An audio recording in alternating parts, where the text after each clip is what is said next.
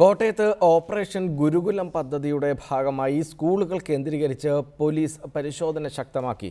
നഗരത്തിന് അകലെയുള്ള ഒരു സർക്കാർ സ്കൂളിൽ നടന്ന പരിശോധനയിൽ റിപ്പോർട്ടർ വാർത്താ സംഘവും പങ്കാളികളായി. കഞ്ചാവ് വലിച്ചുകൊണ്ടിരുന്ന പ്രായപൂർത്തിയാകാത്തവരുൾപ്പെടെ 5 പേരെ പോലീസ് പിടികൂടി. വിദ്യാർത്ഥികളെ മദ്യത്തിൽ നിന്നും മയക്കുമരുന്നിൽ നിന്നും മുക്തമാക്കുക എന്ന ലക്ഷ്യത്തോടെ ആരംഭിച്ച പദ്ധതിയാണ് ഓപ്പറേഷൻ ഗുരുകുലം. ജില്ലാ പഞ്ചായത്തിന്റെയും സ്കൂളുകളുടെയും സഹകരണത്തോടെ നടപ്പാക്കുന്ന പദ്ധതിയാണിത്. സാമൂഹ്യവിരുദ്ധ പ്രവർത്തനങ്ങൾ സ്കൂളുകളുടെ സഹായത്തോടെ ഇല്ലാതാക്കുകയാണ് പദ്ധതിയുടെ ലക്ഷ്യം. ഇത്തരത്തിൽ നഗരത്തിൽ നിന്നും മാറിയുള്ള ഒരു ഗവൺമെന്റ് സ്കൂളിന് സമീപത്തെ ആളൊഴിഞ്ഞ കെട്ടിടത്തിൽ കുറെ കുട്ടികൾ കഞ്ചാവ് വലിക്കുന്ന വിവരം സ്കൂൾ അധികൃതർ തന്നെയാണ് പോലീസിനെ അറിയിച്ചത്.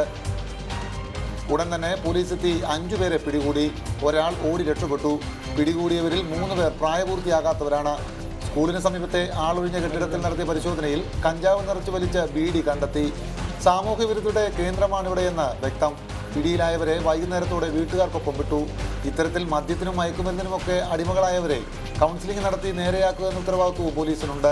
ഇങ്ങനെ പോകുന്ന കുട്ടികളെ നമ്മൾ സൈക്കോളജിക്കലായിട്ട് അവരെ മുൻപന്തിയിൽ മറ്റുള്ള കുട്ടികളോടൊപ്പം കൊണ്ടുവരികയും അതിന് വേണ്ട കൗൺസിലിങ്ങും അതിനൊരു ഫോളോ അപ്പും അത് കൃത്യമായി ചെയ്യാനായിട്ട് കോട്ടയം SP നിർദ്ദേശിച്ചിട്ടുണ്ട്. അത് എല്ലാ DYSP ഓഫീസുകളും കേന്ദ്രീകരിച്ച് അതിന് വേണ്ട പ്രവർത്തനങ്ങൾ നടത്തി വരികയാണ്.